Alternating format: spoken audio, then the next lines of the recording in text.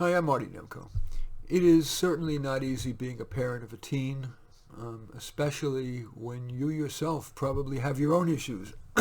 These are not easy times amid COVID's medical and economic impacts, but being a parent of a teen has never been easy.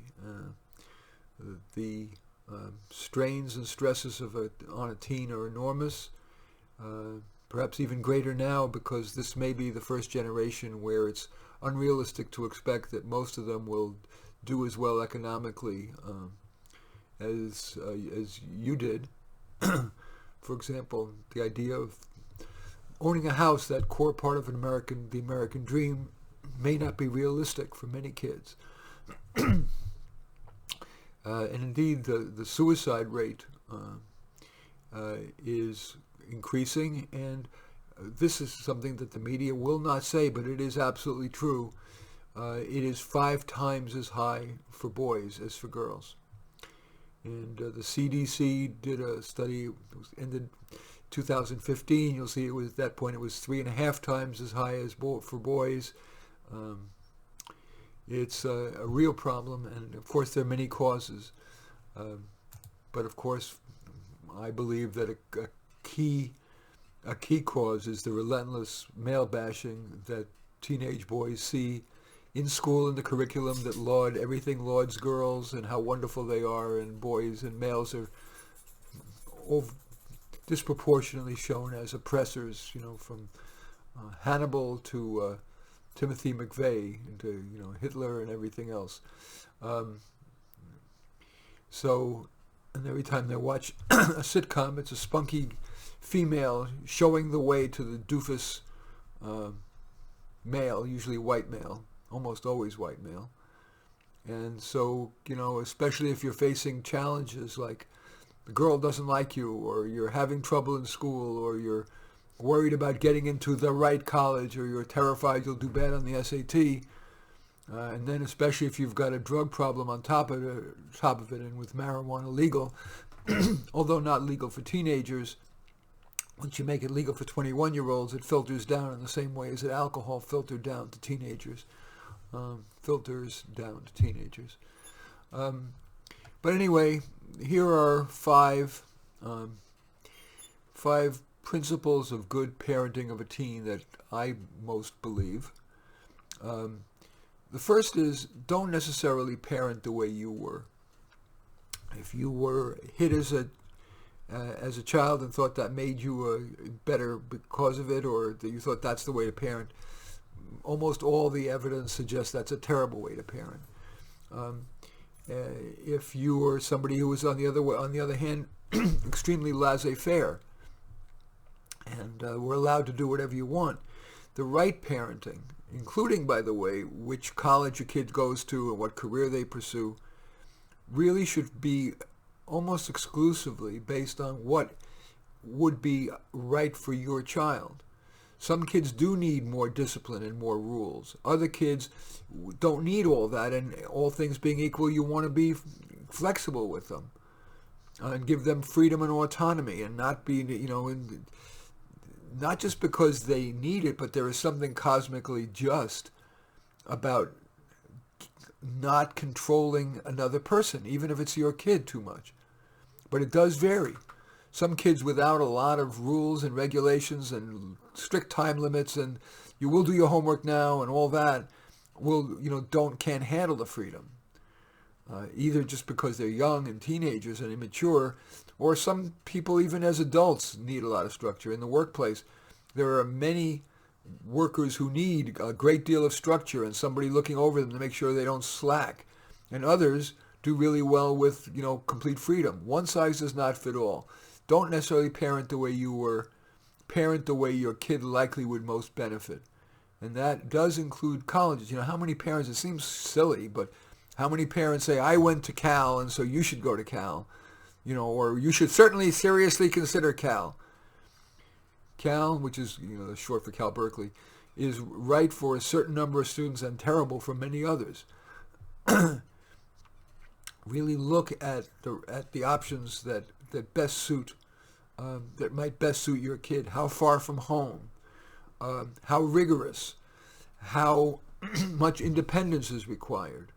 Same is true of career. Yes, there's an advantage to your child pursuing your career because you can give them inside information, perhaps open doors or whatever, and probably inherited the genetic characteristics and from you that led you to be successful, happy in your career if you were. But think of that only as something to discuss with your child and explore in a clear-eyed way. That's certainly also true of community colleges. Most people who are probably watching this video or reading the transcript of this on Psychology Today are pretty educated, and they're more likely to have not started a community college.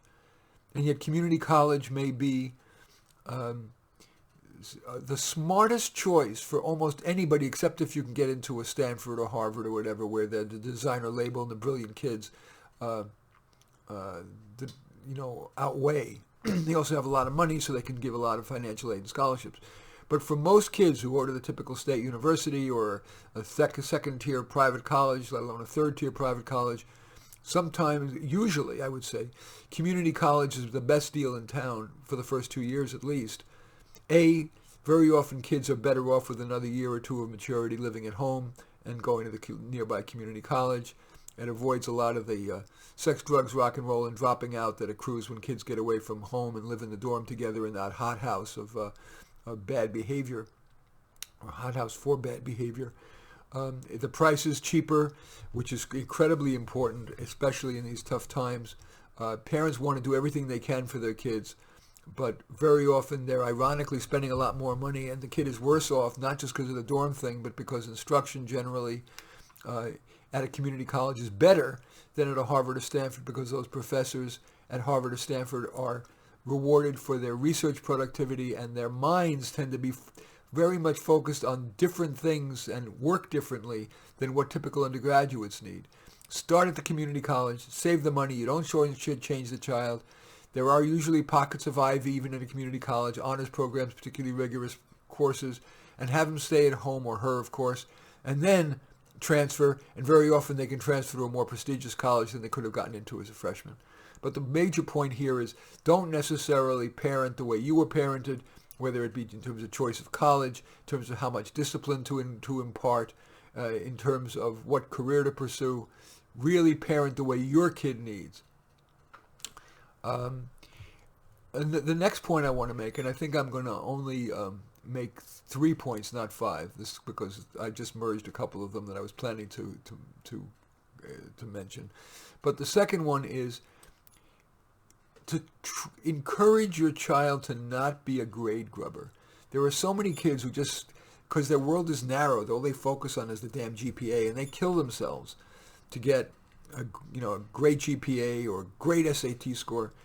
As a parent, I think it's wise to say better to sacrifice a few tenths of grade point average, a A- average instead of an A, or a B+ average instead of an A-, and an SAT score that's at the 90th percentile rather than 95th, or 80th percentile rather than the 90th, in exchange for allowing the kid to enjoy being a teenager. Pure fun or growth-oriented extracurricular activities, whether it be some leadership opportunity in your at school, in a religious institution, whatever, or getting involved in I particularly like a theater because it really teaches public speaking, poise, really getting to understand literature in a way, because you're repeating the same script again and again. It really tends to enter your fabric. It's teamwork, and it's also inordinately fun. It's one of the things, if you ask adults what was their most fun thing in high school, it's either sports, which is also very valuable and fun often, and theater. So make sure there's plenty of room for that. I'd much rather tell my kid, get a few tenths less. And also, I'd rather see an honest B+ than a cheating A. I would absolutely stress that with my kid. Next thing I want to say, and there's only really, I think only one more thing I want to say, which is to make communication with your kid easy. That means a not perfunctory, well, what'd you do in school today? Nothing, Ma, and then you go away and go back to your business. spend just a minute or two. I know you're busy. I know you're not always going to be that interested in hearing the crap, and a lot of the time crap that the kid has to say, and a lot of it's not relevant. But making a ritual out of, so tell me about school today. What'd you do? How about and then follow up with, how about in class? Would you learn anything of value? Out of class, what happened at recess? Anything interesting? A couple of follow-up questions, and really listen. Don't have your body and your hands on whatever, on something else, while you're half listening. Give your kid 2 minutes of undivided attention, and most times it won't be anything that fancy, anything that valuable. But knowing that that's the ritual will plant in the kid's mind that at some point, if there is something important he wants to talk about, you can bring it up. You might also, at the right time, if you know that the kid has got issues around sex, drugs, the more intimate things, create a space where your kid can talk about it. Yes, it is very important for most parents to set some limits. I am very anti-drug because I see the risk-reward ratio is huge. So I would be telling my kid at a point where I wouldn't want to slam it down their throats, because then they may just want to rebel just to rebel against me. But I'd make clear that that's one thing I'm really worried about, and I would rather you find some friends who don't do drugs, don't do alcohol. I wouldn't be a purist about it. I mean, if the kid wants to hold one drink so he doesn't feel like he's totally not fitting in, I wouldn't go wild about that. But I would make that something that's really important. Also, good friends. Peers have an enormous influence on a kid. I would really want to say, if I sensed that a kid was a bad influence, I would really, in a non-punitive way, I would say, "Dear Johnny, I'm really worried about your friendship with Jamie. Jamie really strikes me as somebody who's likely to get you more in trouble. And I know you're going to say, no, he's really great, he's cool, whatever. Please try to make good friends. Invite those kids. You tell me about some kid who's going to be a good influence, and maybe if you want, you can invite him over to the house. We can go on a family day trip together or whatever. Please make good friends. There's nothing more important." So, and then I'd shut up and I'd apologize. I apologize for the lecture, but I can't help it. That's what a parent does. And the kid may say that they're blowing me off, but you do plant seeds.